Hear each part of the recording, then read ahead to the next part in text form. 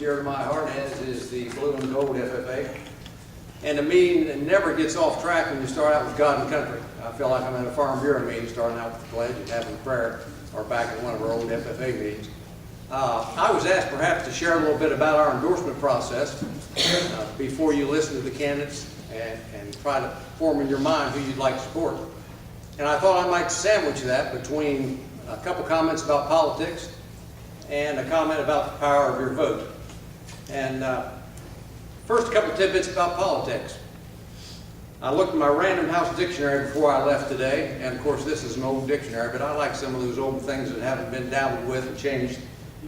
And it says, politics is a science or art of political government, the use of intrigue or strategy in obtaining any position of power or control. Now, some have heard me share this other one that, and you've probably seen it too if you watch Jay Leno and on the Tonight Show.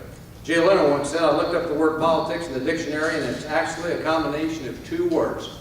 Poli, which means many, and ticks, which means bloodsuckers.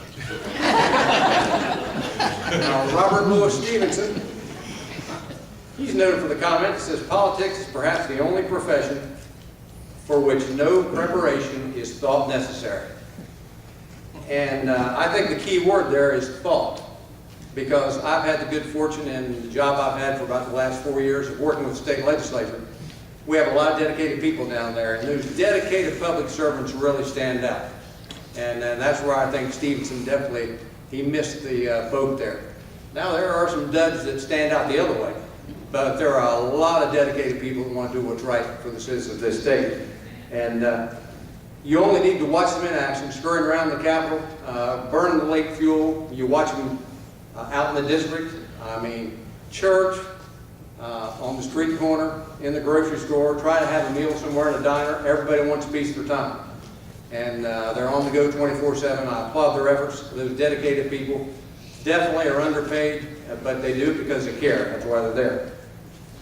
I want to leave the topic of politics before moving on to our endorsement process with a quote from our former president, Dwight D. Eisenhower, and I really like this one. He said, and I quote, politics ought to be the part-time profession of every citizen who would protect the rights and privileges of free people and who would preserve what is good and fruitful in our national heritage. End of quote. I wholeheartedly agree with that statement, although I think that the challenges facing our country today, I would add must at the front of that instead of ought. Politics must be the part-time profession of every citizen who would protect the rights and privileges of free people. On our endorsement process, our Farm Bureau people take this endorsement process very serious. They look at a lot of things whenever they try to determine who they want to select to endorse, that will stand up to their values, the issues that they've identified. And I want to share a story that I think tells you a little bit about how things shake out with our endorsements. A couple of years ago, a gentleman called me up, and I mean, he was very irate. It was about 10:30 at night. He said, "You Mr. Michael?" I said, "Yes, sir." "Director of Government Relations for Farm Bureau?" "Yes, sir." Well, then he proceeded to chew me out for about 3 minutes, telling me about the fact that all we do at Farm Bureau is endorse Republican candidates. And this is a classic example of people being down on what they're not up on.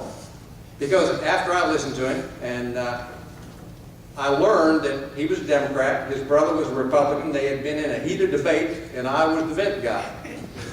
And when I informed him that that particular year, our split on endorsements was about 50-50, he couldn't believe it. We talked for another 10 or 15 minutes.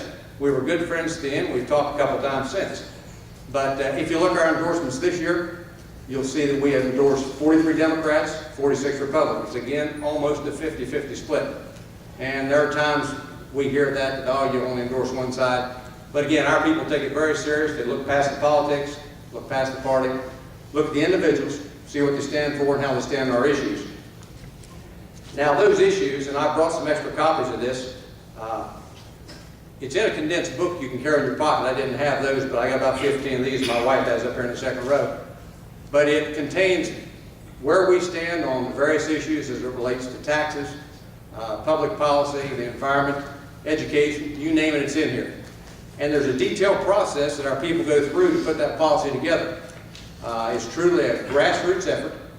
Our members put those together at the county level. They're submitted to our annual policy meeting, and and we're meeting here in October, in fact, just here in about a week or so. But every county has an opportunity to send their president or designee to that meeting. At that point, the resolutions, policy is reviewed, can be modified, voted on to move on to the next stage, which is our annual meeting in November, early November, at which time the membership has the opportunity to put together and formulate what goes in that book. Again, it's a very serious process, and our people take it very seriously. And the key thing is they study the people, see how they line up, and then make the endorsements. Now, several things go into that decision-making process. One is we ask every candidate to complete a questionnaire, and that is certainly one factor. In the case of incumbents, we watch the track record, and by and large they've been on our page. We endorse them as friendly incumbents. Of course, we still expect them to fill out the questionnaire. Another means we have for identifying candidates, we do put on a nonpartisan campaign school, and this thing has about a 78% success rate. And I'm convinced that they give you the roadmap to success, and you can be successful if you take that school if you follow the roadmap. And it's a 2-day situation, it's $150, and I mean it's top notch. If you ever think you want to enter politics, whether you're from the Democratic Party, Republican, Independent, I would highly recommend it for you. Those endorsement recommendations, again, they come out of the county, they go to the regional representatives, and then those regional representatives serve on what we call a farm pack. That's our political action committee, and they make the final decision and on how our endorsements shake out. But bottom line, we look for people with integrity, common sense, that line up with what's in that book. Last thing I'll touch on is just the power of your vote, and we are certainly blessed with many freedoms in this country. Many of those we take for granted, and one of those is certainly the right to vote. But I think of that more as the freedom, duty, and responsibility to vote. And now more than ever, we need to step up to the plate and use that freedom. My wife and I wouldn't think of not voting. We take it very seriously, and we always study the issues closely. We study the candidates closely, and then we vote accordingly on what stacks with our value system. And to us, that's what an election is all about. And I'm excited to hear the candidates tonight. I told Senator Boley earlier that I always get excited about an election. For you FFA members, I've been to that National FFA convention since about 1971. I've never been to a national convention that didn't light me up. Well, an election's the same way, but this one certainly has a lot of implications, local, state, and national. Again, appreciate the opportunity to share a little bit about our endorsement process. It's good to be a part of this, and Jamie, I'll turn it back over to you. Thank you.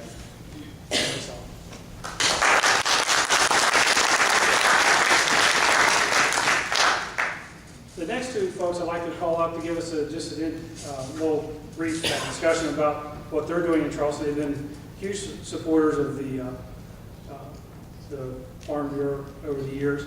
And in our neighboring district, Woody, Ireland, if you'd like to come up and say a few things.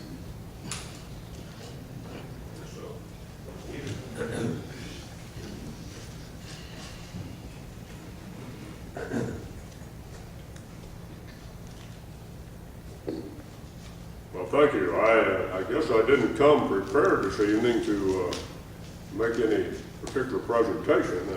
I kind of came to listen. But any time that an auctioneer or a politician, I guess, is out in public, they're likely to be asked to say something.